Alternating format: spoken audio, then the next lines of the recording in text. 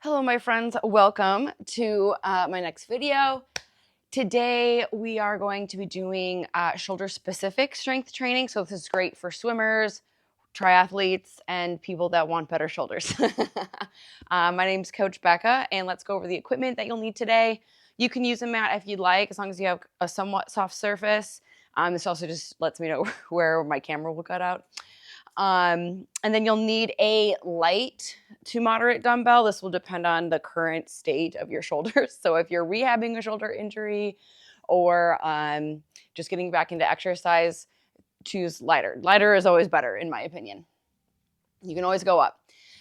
This is probably a little bit more of the tricky part. I'm going to be using a resistance band, like a light to moderate resistance band that's been anchored to the wall. I've shown this in previous videos where you can loop the handles of a resistance band like through one another and put it on something like a treadmill mount or something that's like bolted into the ground. You want to make sure it's a stable surface so you don't like pull something over when you go to pull on the band. So you want it anchored about chest height, and that is pretty important for today. So you're out of luck if you don't have that. No, I'm kidding. But maybe do this in a gym setting or watch this and just know for later. So band, anchored, light to moderate, dumbbell, light to moderate. And Red got a bone recently that he's really excited about, so he might pop on and off screen. Okay, so let's just start with some simple body weight movements that you can really do anywhere. And if you don't have the appropriate equipment, you can at least do this first part, okay? So we're going to do what's called a soda can. This is really easy. You start with, or you could call it thumbs up, 7-up. That's what I've called it before when I worked with like really young little swimmers, and that's kind of fun. What you're going to do is extend both arms out, shoulder height, put your thumbs up. You're going to rotate your thumbs down and back as far as you can, and then rotate them back. So really we're just working on like shoulder rotation and kind of feeling that rotation in the shoulder joint. So really just kind of warming up that joint and building your awareness of what we're going to be working on. So we're going to do this a few times. We're going to time it with our breath just to kind of center ourselves, ground ourselves a little bit. So take a deep breath in. Take a deep breath out. Deep breath in. Exhale. And you're really just kind of exploring what I call the end range of motion. So like how far can you go without really forcing it or cranking it or causing any pain. Inhale. Blow that air out. Rotate. Let's do 2 more.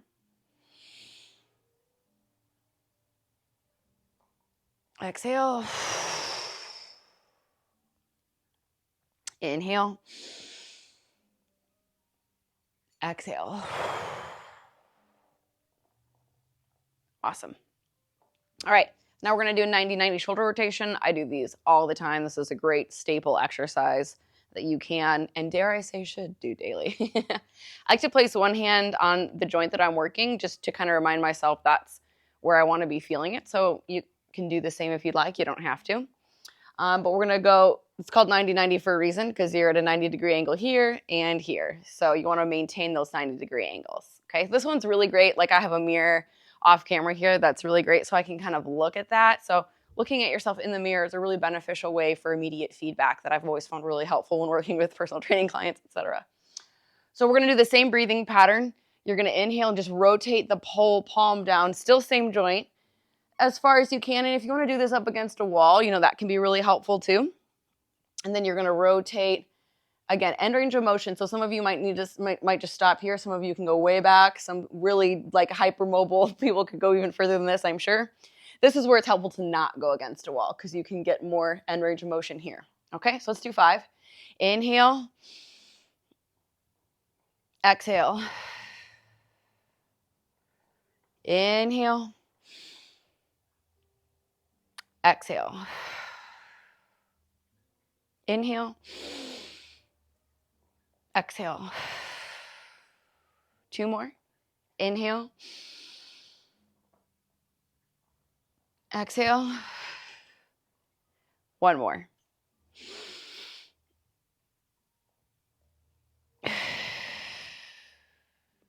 Great.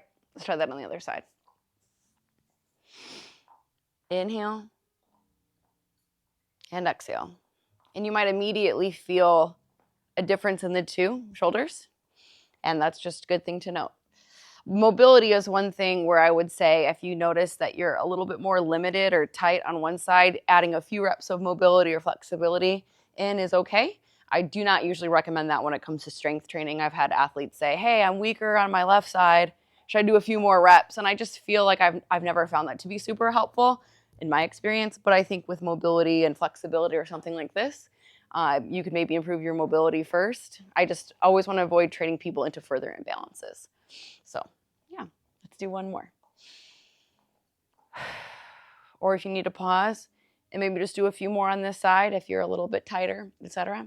That's fine. So those are two simple bodyweight rotation exercise. Rotation is obviously a really important function of the shoulder as well as the hips. These are our two ball and socket joints, so it's really important that we can rotate. It's like a nice feature of those joints is that they can rotate. So yeah, let's jump into some more progressive exercises. Go ahead and come down to the knees or to the mat with me. We're going to do like a really nice shoulder stretch. I've shown this in past videos. I'll actually probably lay with my upper torso off camera so that you can actually see this really well. But this is just a nice, a lot of times we see shoulder pain, especially among swimmers, because the biceps, like the biceps tendonitis is really a common injury because this just gets so overused. So to kind of work out of that shoulder front, especially if you've got pain in the front of your shoulder, a lot of that can be caused from all of this like wear and tear on the biceps, which is an underlying pattern probably of bicep weakness and then overuse. So it's kind of a layered problem, but we're going to stretch out the bicep, and the bicep's like a really tough muscle to stretch, I found. So this is one that kind of stretches out the chest and the bicep that I have found to be the most effective. So go ahead and come on down to the floor with me here. I'll try to demonstrate this the best I can. I know part of me is going to be off. Okay, so you're going to extend one hand out, and this is the side that we're stretching. And then from there, you're just going to roll onto your side and kind of place your leg behind you. And you should feel that stretch pretty quickly. You could do this standing, and I'll show that in a second if this is not a great position for you. You can also do this arm bent and kind of change that stretch, but as you can see, I'm much more limited there. So you might have to change that position, but if you're really flexible, you might need this. You could also just lay, you don't have to pop this leg over if you can't quite get into that stretch. So arm extended or arm bent. All right, so that's one option. You can just hold that stretch. You can hold that for like 30 to 60 seconds. But standing, you could do it as well here if you're not comfortable on the ground. You just place your hand grab on chest height, shoulder height, and then rotate away from the wall. So you could do either option, okay? So pick your poison. I'm gonna stretch the other side. I'll show both ways again in case you need that demonstration. But this is just kind of like a free stretching time. So again, extend the palm out in line with the shoulder. I like to just look the opposite direction. Press with the opposing hand, pop the leg behind you, and just hold that stretch. It also feels really nice because you're in a little bit of a twist for the spine. And you could try that bicep, or that arm bent version there. And for me, I can't do the fully rotated. I have to pause here. Okay, so those are your floor options. And then you can see from the other angle here what this standing one looks like. So you'd grab, if I can manipulate here, probably have to go here. You can grab the wall and then just kind of keeping your shoulders level, turn away from your hand until you feel the stretch. And again, we want to hold about 30 to 60 seconds. You could do both of them like I did. So there's a combination of mobility and flexibility for the shoulder specifically. Okay, so let's get into some more of the fun stuff. So let's get with the band first. The band is, of all the muscle groups, I enjoy using the resistance band the most for shoulders. I don't know why. I've just always had like an affinity for it as a personal trainer and everything. So I've got, again, my band just anchored firmly to the wall. Again, be careful. I can't tell you how many times as a trainer I have seen damaging and embarrassing injuries from this setup. I shouldn't laugh, but it is funny. So what I'm going to do is just stand with my feet shoulder width apart. Sometimes I'll do the split stance. So if you really want to do that, you can, but I'm just going to show it this way today. And here, I'm going to start with the handle, like even with the middle of my chest or my sternum. I'm going to extend the band out. And from here, I should feel just a little bit of tension. And what we're going to do is just pull the band across the body, and you can make it a little harder. Obviously, you just kind of want to find that sweet spot in the tension. Okay, and this is going to be a great strength training exercise for the shoulder. I refer to these as horizontal abductions. That's what I learned them as, so that's what I refer to them as. You can stop here, or you can bring it all the way to like a relaxed state. But I've told people when you're working with the band, you want to avoid having like a lot of slack in the band. So kind of just keep the band taut is what I'd say in terms of like the end range here. And in the end range here, it's just when the band touches you, when your arms fully extend it out. So let's do 12 per side, and the effort level should be easy to moderate. Here we go.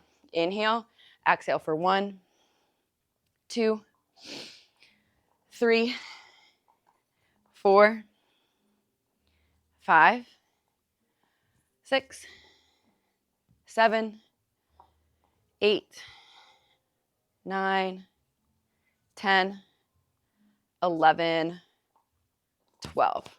Perfect. Hopefully I wasn't being really annoying with my microphone there. Okay, and now you get to see this from the back angle, which is lovely. All right, so again, kind of start with it in the middle. Feel that where that tension is right for you. Easy to moderate. Let's strengthen the shoulder here. 12, 11. I should have said this before, that you want to just keep the elbow soft, like a 5-degree bend in the elbow. So you don't want to be like bending and straightening your arm like so. It should be mostly straight. Yeah. Okay, we've got a few more here. I've got this as rep number 10, 11, nice smooth tempo too, and 12. Great. We're going to do one more set of those. I always enjoy doing 2 sets of 12 with this one. Okay, here we go. There's 1, 2, just a soft bend in the elbow. Sorry, I keep catching my mic.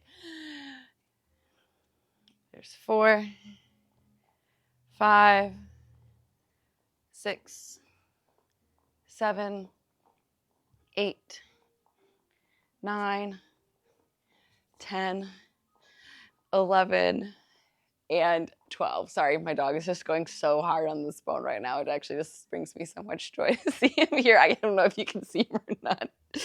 Okay, other side. Find your tension here. 12, 11, 10, 9, 8, 7, 6, 5, 4, 3, 2, and 1. Great. We're going to do a really great push-pull circuit on here next, which is one of my favorite things to do with this type of setup. Another really great way to do this, if you have the ability to, sometime to try this out, is to use like a cable or a cable crossover machine or a free motion machine instead of the band. It just works really lovely. So we are going to get into a split stance position now, and this will strength train the chest and the biceps. And then just being in a split stance position obviously is great for like runners, or even I think sometimes with freestyle swimming, just kind of getting a little bit of difference in the right to the left side and kind of coordinating that can be really helpful in terms of timing and core strengthening and rotation and body awareness, all that stuff. So, and these ones we can make a little bit harder. So if you have a harder band available, or if you just want to add weight on your machine, you can do that. So we're going to do 12 chest presses in a split stance position. So I've got one foot in front of the other. The band is now under the armpit. You can do it over, but you will get this lovely rash. So it doesn't really matter in terms of the exercise. But as a coach, I always want to make people as comfortable as possible while they're working hard, because the discomfort should be muscular, not physical, I guess, as a way of a weird explanation. So moderately hard, we're going to feel this to just see how the shoulders rotate. We're going to just punch straight ahead. You're not rotating your punch, so you're not punching across your body like this. You're punching straight ahead, but your shoulders naturally rotate. Your spine and your core rotate, all right? So you're getting arms, core, balance, all sorts of good things. So we're going to do 12 per side. And in between, we're going to do a single arm row. So we'll do 2 sets of 12. And that's really it for the band. We'll use the weight after this. But great exercise. Work moderately to moderately hard. Punch straight ahead. Look straight ahead. I'm going to start on my right side with my right foot back. Here we go. For 12. Nice smooth tempo. 11, 10, 9, 8. Really open those shoulders up. 7, 6, 5, 4, 3, 2, and 1. Okay, and we're just going to switch sides here. Band goes underneath again. Here we go. 12, 11, 10, 9, 8, 7, 6, 5, 4, 3, 2, and 1. Okay, now we're going to turn and face the attachment point. Feet can go back together, and we're going to do the opposite movement, which is a pull, but all the same concepts, just working kind of the opposite muscles on the back side of the body now. So push, pull. Same concept. You're just going to pull straight to the armpit, and the feet can be together now. You could stand apart if you really wanted to, though. Like, that's okay. 12, 11, 10, 9, 8, 7, and these can be pretty hard. 6, you can definitely go up to a harder band here like I should be doing, but I'm not. 4, 3, 2, 1. Other side. Here we go. 12, 11, 10, 9, 8, 7, 6, 5, 4, 3, 2, and 1. And another fun thing to do on that one specifically, like I have this band, you can go from high to low too, which maybe I'll do on the next set because that band is much harder than this one. All right, so one more set of the split stance, single arm chest press into this single arm row. So here we go, round 2. 1, 2, 3, 4, 5, 6, 7, 8, 9, 10, 11, 12. Other side. And we'll go right into it. 1, 2, 3, 4, 5, 6, 7, 8, 9, 10, 11, 12. Okay. Turn, and you can either stick with this band or you can try the high to low one if you'd like, okay? Or you can just switch to a heavier band, but same concept, single arm row.